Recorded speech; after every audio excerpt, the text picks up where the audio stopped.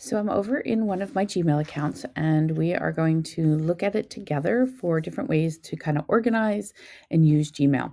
With Gmail, we're actually going to start here with the cog.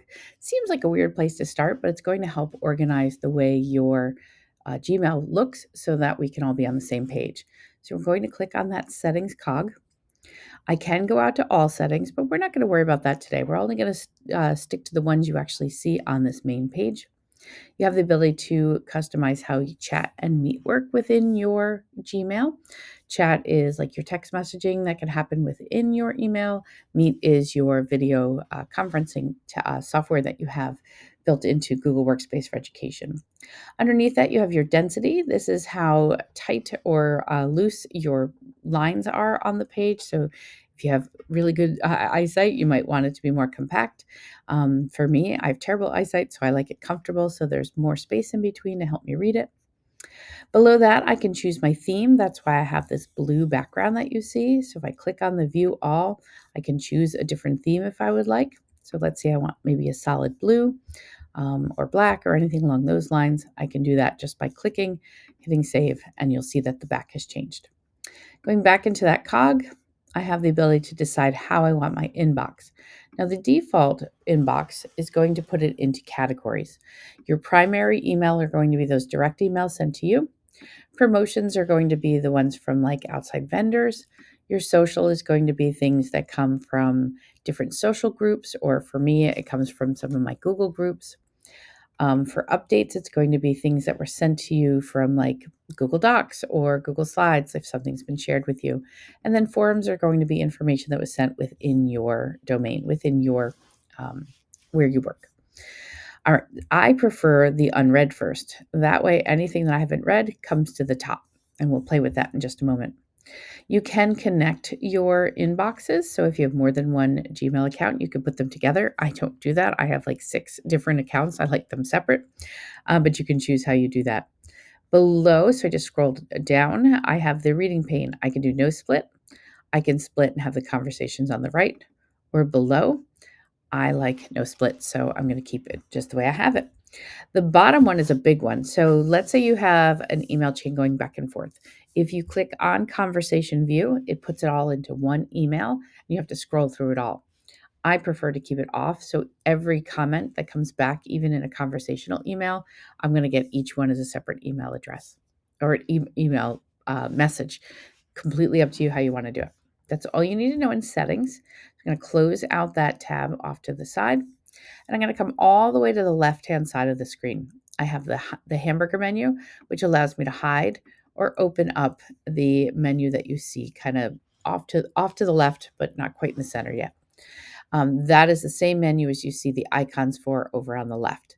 So you have your email, you have your ability to do chat, which we're not covering in this video. This is one we do at a level 1 or even a level 2 for Google, and you have your ability to do your Google Meet.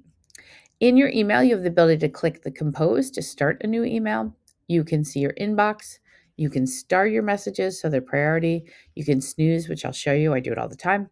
You can see the ones that you've sent, anything you've started but haven't sent, and then there's a more that opens up everything. That shows you everything that's inside your email. Below that, if you've created any labels, you're going to see those labels there. Think of your labels as a way to kind of put your email into folders. We just call them labels in the Google world to help you out and keep it organized for you. You'll note that I have some labels on things that are showing up here, so that I can go down to, like, if this one's model schools, I can click on model schools and see all of those messages.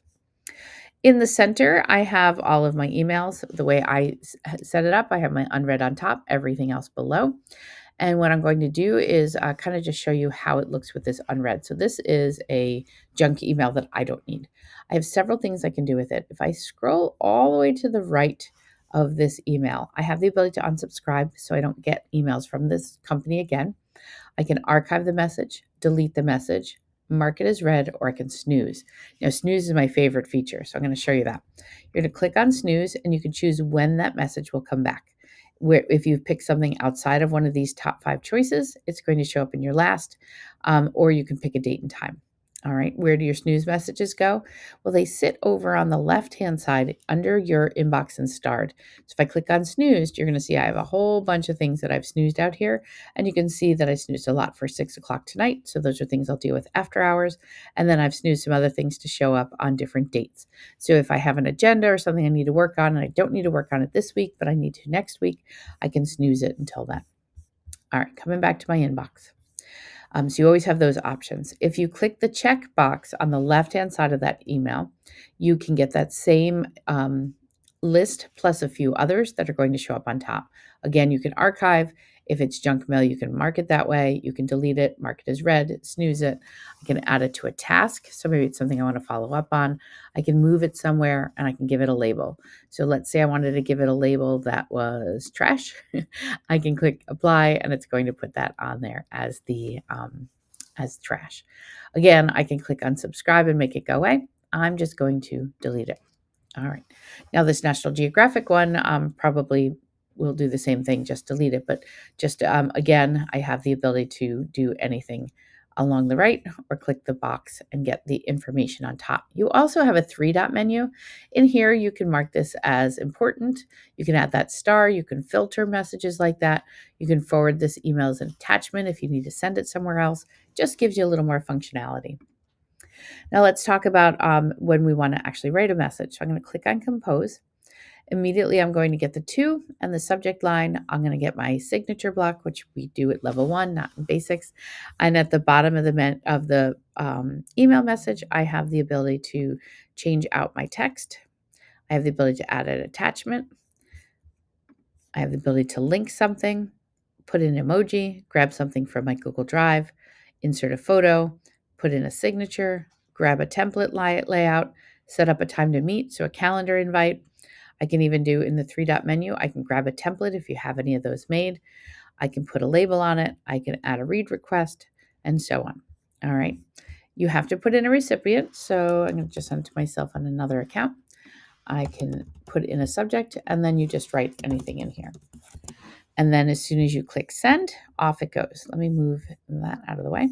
So if I don't want to send it right away, I can click the arrow next to the send and I can schedule that send to go out whenever I would like it to go out. All right, so that's how you send a message. I'm going to hit delete because I don't need to actually send a message to myself. And the delete button doesn't want to work for some reason, so we're just going to exit and do it later. It could be that I have something over here that's on the way.